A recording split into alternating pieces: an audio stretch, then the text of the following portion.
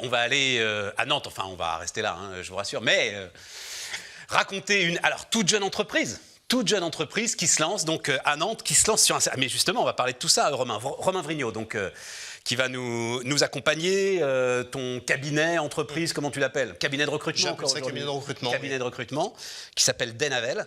Effectivement. Alors, allons-y tout de suite, hein, spécialisé environnement, énergie, IT, ingénierie. Effectivement, c'est ça.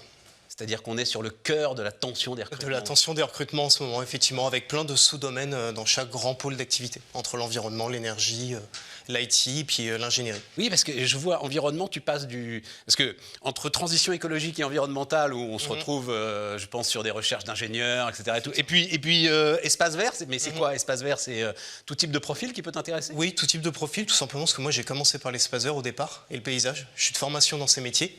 Paysagiste. Paysagiste, je me destinais à ces métiers-là. Qui sont les clients des paysagistes? C'est les collectivités locales, j'imagine, principalement? Collectivités locales, territoriales, des grosses entreprises comme IDVRD, comme Voisins, comme qu'on croise un petit peu partout dans Paris. Sur leur siège, etc. Sur leur siège, voilà. Sur la France entière, du coup.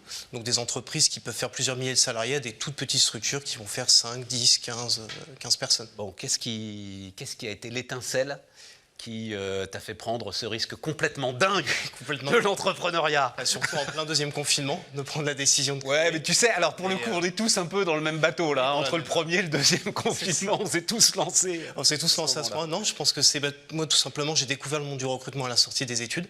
Je suis rentré dans une ESN qui m'a formé à ces métiers. Je me suis pris de passion pour ce secteur, qui est au centre d'énormément de sujets, en fait, socio-économiques. Non, mais attends, sur ton parcours, parce que tu me dis paysagiste, ensuite tu rentres dans une ESN, donc ESN, entreprise du service numérique. C'est ça, en fait, parce que les ESN couvrent un ensemble de métiers, en fait. Je suis sorti des études, forcément j'intéressais beaucoup de structures comme celle-ci pour prendre en tant que consultant. Ouais. Et donc j'ai été recruté au départ pour travailler sur le secteur de l'environnement, avec ces notions d'espace vert. Et au fur et à mesure des échanges, ils m'ont proposé de plutôt basculer sur le côté ingénieur d'affaires, la personne qui est chargée de positionner les gens en mission. Et j'ai pris le challenge, j'ai complètement découvert ce métier, donc je me suis éloigné de l'espace vert pendant quelques années. Et quand j'ai créé la structure, je me suis dit, repartons sur ce premier secteur, qui a été le secteur de lancement de l'entreprise. Tu sais, tu es là, alors pas encore tout à fait, mais on va dire la compagnie pétrolière sans doute de l'économie du 21e siècle, c'est-à-dire, on va faire vite, l'économie de la 3e révolution industrielle avait besoin de pétrole, l'économie de la 4e révolution industrielle elle a besoin de people, c'est ça, hein? C'est ça. On est d'accord? C'est ça, elle a besoin de personnes et c'est la grosse difficulté aujourd'hui. Qu'est-ce qui fait que face à aujourd'hui des mastodontes, des géants, des marques qui sont installées, qui ont un savoir-faire, un carnet d'adresses, une masse de... presque envie d'employer le terme de scouts, comme les clubs de foot, tu vois, une masse de gars un peu partout qui peuvent les renseigner. C'est quoi ta carte à jouer, justement, à ce moment-là, pour ma carte à jouer, c'est vrai qu'on va dire qu'on est sur un secteur extrêmement concurrentiel, le recrutement. Moi, j'ai tout basé, en fait, sur la relation client. C'est des clients que j'accompagne depuis des années sur leur problématique de recrutement. Et comme c'est un métier avec beaucoup d'humains, une fois que la relation se crée, elle perdure et on peut faire jouer son va-à-tout comparé à des très grands groupes. Et puis après, c'est la personne qu'on va trouver aussi. Oui, mais c'est presque ça, plus en fait. De l'autre côté, parce que je suis d'accord avec toi que tu vas trouver des clients parce que les types sont tous désespérés. Donc à un moment, voilà. mais comment est-ce que tu vas chercher les gars? Après, on se base sur un réseau, beaucoup de cooptation, beaucoup d'échanges avec nos candidats qu'on a pu positionner. Avez-vous quelqu'un d'autre dans votre réseau qui pourrait être intéressé? Et c'est le bouche à oreille. Et petit à petit, ton réseau se crée. C'est ce que je dis à mes alternants, c'est qu'il va falloir un an et demi, 2 ans. Après, vous aurez un réseau client et un réseau candidat stable. Et après, vous vous basez sur celui-ci que vous faites fructifier petit à petit. En fait, c'est un travail de longue haleine. C'est un peu comme un marathon. Moi, je compare souvent le monde du recrutement comme un marathon. C'est vraiment sur le temps long qu'on va pouvoir. Tu sais ce que je suis en train de penser, c'est que tel que tu le racontes, tu vas avoir 2 clients. C'est-à-dire que peut-être qu'à un moment, les gars que tu vas recruter, et là, on va parler ensemble, open talent, ceux qui quittent le salariat pour se mettre à leur compte, etc. et tout, vont peut-être devenir autant tes clients de mission en mission que ceux chez qui tu vas les placer. Bien sûr. C'est ta démarche. C'est ma démarche. J'ai des candidats que j'ai pu positionner à des postes de direction qui aujourd'hui font appel à moi pour recruter en fait. Donc parce que la relation c'est bien admis et je pense qu'il faut y aller sans se poser de questions en fait. Faut foncer. Et si ça matche bien avec les personnes, après, on reste toujours dans l'idée d'une relation humaine. Et ça, Mais ça veut dire que ces gens-là, et je parle des... Alors pardon si c'est pas... Mais je parle des talents individuels, c'est ça qui m'intéresse là aujourd'hui. Il va falloir les accompagner parce qu'ils ont besoin d'accompagnement, notamment d'accompagnement administratif, etc., accompagnement juridique. Enfin, il y a tout un champ là à défricher qui est absolument passionnant. qui est absolument passionnant, effectivement. Nous, c'est vrai que pour l'instant, on va être très spécialisé sur la partie justement recrutement. Donc l'idée de pouvoir mettre en contact des entreprises avec des candidats ou l'inverse. Donc on a vraiment ce rôle de recruteur. On n'a pas ce côté comme les RH, le côté juridique, le côté social. Ça, on le délègue encore aux entreprises qui, elles, font ce travail-là. Nous, on a vraiment ce travail de sourcing, d'identification des profils, de chasse aussi, à travers les réseaux digitaux ou les réseaux. Qu'est-ce qui fait la différence entre une procédure de recrutement efficace et une procédure de recrutement qui échoue? Alors pour moi, on va dire il y aurait 5-6 points clés qui sont pour moi importants. Là, c'est le vécu du recruteur. C'est déjà de bien se poser la question, pourquoi est-ce que je recrute? Pourquoi est-ce que j'ai besoin de recruter en fait?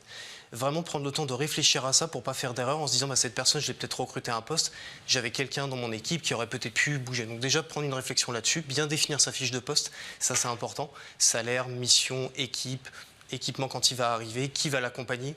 Ensuite, qui va gérer le process? Parce que c'est important de savoir. Le process d'onboarding, tu veux dire, dans l'entreprise? Même de recrutement. Même de recrutement. Moi, j'ai toujours avoir un interlocuteur dans les entreprises, qui seront des RH ou des opérationnels, bien savoir qui va gérer, pour pas que l'un se bosse sur l'autre, ou bah, c'était quelqu'un qui devait prendre la décision, puis les process prennent du temps, surtout en ce moment.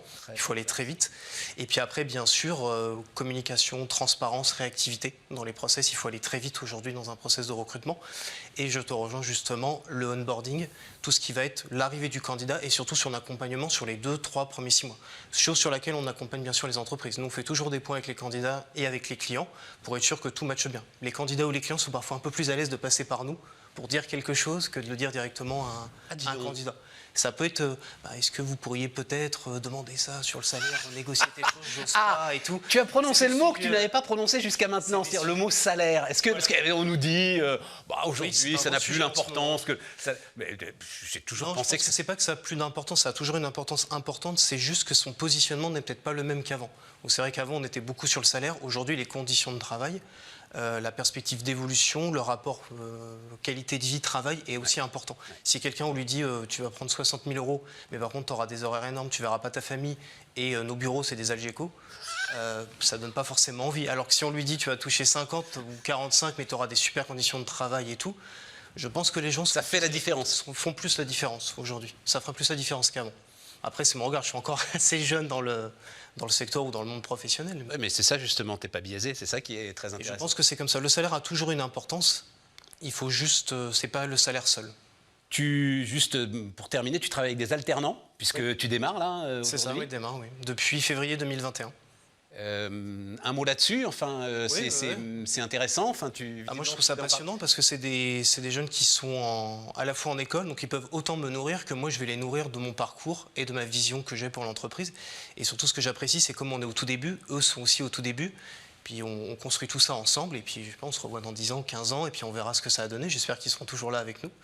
Mais ouais, mais ils vont t'aider. Alors pardon, hein, ça m'intéresse. Ils vont t'aider à construire quelque chose.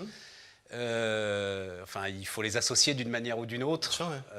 L'idée, c'est de leur la proposer construction de la boîte. Oui, voilà, c'est ça. On revient sur l'idée du salaire où il faut proposer autre chose. Ouais.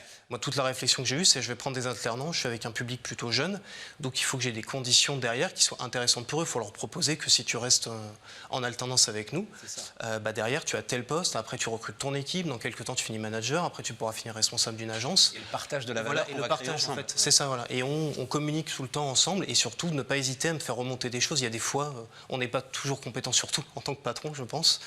Et il faut savoir se laisser alimenter par d'autres jeunes, en fait, tout simplement. Enfin, jeunes. On n'a pas une grosse différence d'âge avec eux, mais...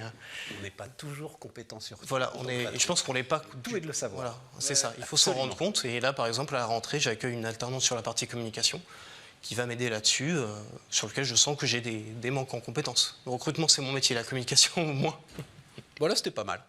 Allez, Romain Vrignot, donc, qui nous accompagnait d'En Havel, le cabinet de recrutement à Nantes.